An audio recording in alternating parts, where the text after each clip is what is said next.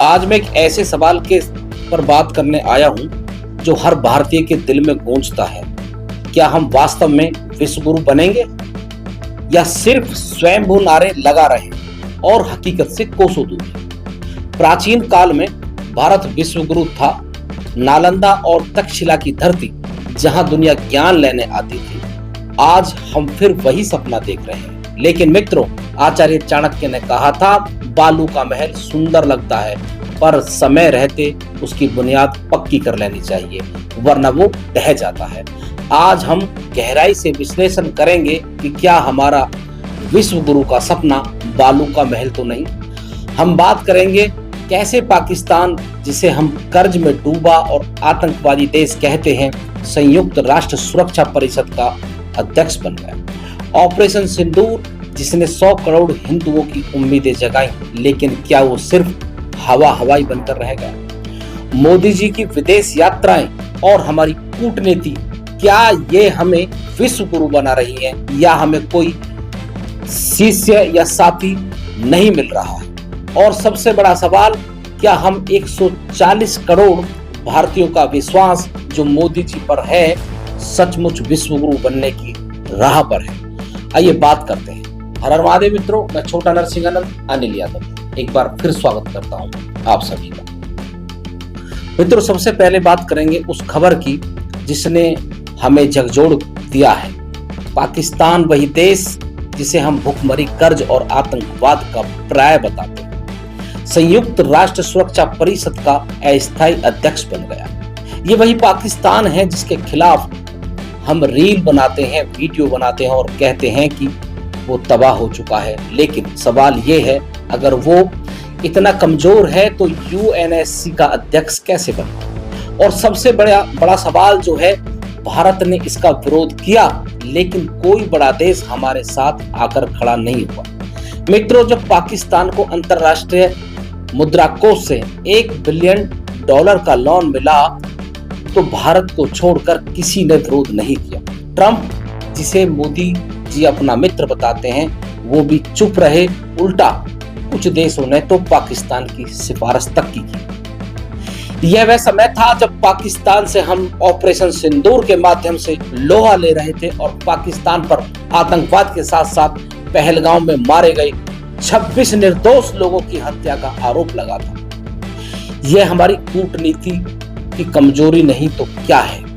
हम कहते हैं कि हम विश्व गुरु बन रहे हैं, लेकिन विश्व गुरु का मतलब है कि दुनिया आपके साथ खड़ी हो, आपके पास शिष्य हो, साथी हो। लेकिन मित्रों, हमारे पास ना तो शिष्य हैं और ना साथी। आचार्य चाणक्य ने कहा था, सच्चा नेता वही है जो अपने मित्रों को अपने साथ जोड़े। लेकिन जब यूएनएससी में पाकिस्तान की जीत होती है और भारत अकेला रह जाता है, तो क्या ये विश्व गुरु की राह है? अब बात करते हैं ऑपरेशन सिंदूर की। मित्रों, जब ये ऑपरेशन हुआ तो 100 करोड़ हिंदुओं का सीना गर्व से चौड़ा हो गया। हमारी सेना ने पीओके में 9 आतंकी ठिकानों को तबाह किया। हम सब सोच रहे थे कि पाकिस्तान का नामो निशान मिट जाएगा, लेकिन फिर कुछ ऐसी खबरें आई जिन्होंने हमें हकीकत का आईना दिखाया और विपक्षी मीडिया इस पर खुलकर चटकारे ले रही है और तरह तरह के आरोप प्रत्यारोप लगा रही है। हमारे सीडीएस अनिल चौहान और नेवी अफसर शिव कुमार ने खुलासा किया कि ऑपरेशन सिंदूर के पहले दौर में ही हमारे कई जहाज गिराए गए, जिसमें एक राफेल भी शामिल था। और सबसे बड़े चौंकाने वाली बात, उन्होंने कहा कि हमारे हाथ बंधे थे क्योंकि राजनीतिक प्रेशर था। मित्रों, माननीय प्रधानमंत्री कहते हैं कि हमने सेना के हाथ खोल दिए हैं, लेकिन अगर हमारे जाबाज सैनिक खुद कह रहे हैं कि उनके हाथ बंधे थे वरना इतना नुकसान नहीं होता, तो ये कैसी आजादी है? चलते हुए युद्ध में जब हमारी सेना ने दुश्मन को धूल चटाना शुरू किया, तभी ट्रंप के दबाव में अचानक युद्ध विराम कर लिया जाता है। और आईटी सेल ने बाद में खूब चिल्लाया कि कोई दबाव नहीं था, लेकिन हकीकत क्या थी? अगर हमारी सेना को पूरी छूट मिलती तो शायद आज पाकिस्तान का हाल कुछ और होता। और मित्रों, ये सवाल सिर्फ ऑपरेशन सिंदूर तक सीमित नहीं है। हमारी सेना इतनी जाबाज है, फिर भी उसके पूर्ण स्वतंत्रता क्यों नहीं दी जाती? क्यों रोक लिया जाता है? क्यों सीज फायर किया जाता है? क्यों हम हर बार भारी दबाव में झुक जाते हैं? और सबसे बड़ी बात, पाकिस्तान को शत्रु राष्ट्र घोषित करने की मांग हमारी जनता सालों से कर रही है, लेकिन आज तक ऐसा क्यों नहीं हुआ? मित्रों, अब बात करते हैं मोदी जी की विदेश नीति की। पिछले 11 साल से मोदी जी दुनिया घूमी, मोदी जी ने पूरी दुनिया घूमी, बड़े बड़े नेताओं से गले मिले, G20 की मेजबानी की और भारत को वैश्विक मंच पर लाने की पूर्ण कोशिश की। लेकिन सवाल ये है, क्या ये सब हमें विश्व गुरु बना रहा है? हम रूस यूक्रेन युद्ध पर तटस्थ रहे, ये अच्छा था, लेकिन जब ऑपरेशन सिंदूर जैसे मौके आए तो कोई बड़ा देश हमारे साथ क्यों नहीं खड़ा? ट्रंप, जिन्हें हम मित्र कहते हैं, उन्होंने अंतर्राष्ट्रीय मुद्रा कोष से लोन लेते वक्त उल्टा पाकिस्तान की सिफारिश की। विपक्ष कहता है कि ये विदेश यात्राएं सिर्फ PR स्टंट है। IT सेल दिन रात मोदी जी की तारीफ की रील बनाती है, लेकिन हकीकत क्या है? हम कहते हैं कि हम विश्व गुरु हैं, लेकिन विश्व गुरु का मतलब है कि आपके पास कुछ शिष्य हों, कुछ साथी हों। मित्रों, हमारा एक भी शिष्य नहीं, एक भी साथी थे। 140 करोड़ भारतीयों ने मोदी जी को इसलिए चुना क्योंकि हमें लगा था कि भारत विश्व गुरु बनेगा, दुनिया पर हमारा राज होगा। लेकिन 11 साल बाद भी हम वही के वही हैं।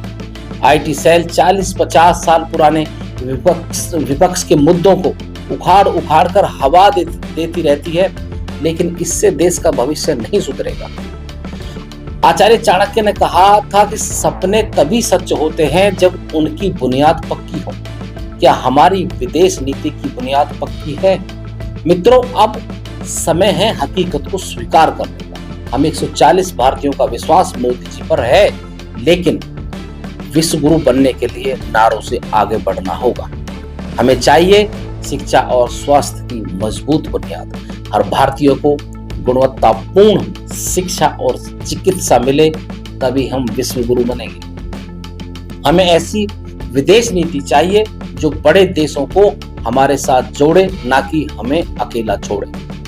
हमारे जाबाज सेना को बिना किसी राजनीतिक दबाव के दुश्मनों को नस्तो नाबूद करने की छूट मिलनी चाहिए। रक्षा और अर्थव्यवस्था में आत्मनिर्भर बने, ताकि कोई बाहरी दबाव हमें झुका ना सके। मैं फिर आचार्य जी को कोट करता हूं, उन्होंने कहा था, बालू का महल बनाना अच्छी बात है, बालू का महल सुंदर लगता है, लेकिन बुनियाद पक्की न हो तो वह ढह जाता है। मित्रों, हमारा विश्व गुरु का सपना बालू का महल ना बने। हमें ठोस कदम उठाने होंगे। IT सेल की हवा और झूठे प्रचार से इतिहास नहीं बनता। इतिहास बनता है कर्म से, साहस से और मजबूत बुनियाद से। तो मित्रों, सवाल आपसे है कि आप सचमुच विश्व गुरु बन सकते हैं या सिर्फ नारे लगाते रहें? कमेंट में अपनी राय जरूर दें। आप इस विषय में और क्या सोचते हैं उसे भी कमेंट बॉक्स में जरूर बताएं। मिलते हैं अगले वीडियो में, तब तक के लिए हर हर महादेव। हर हर महादेव।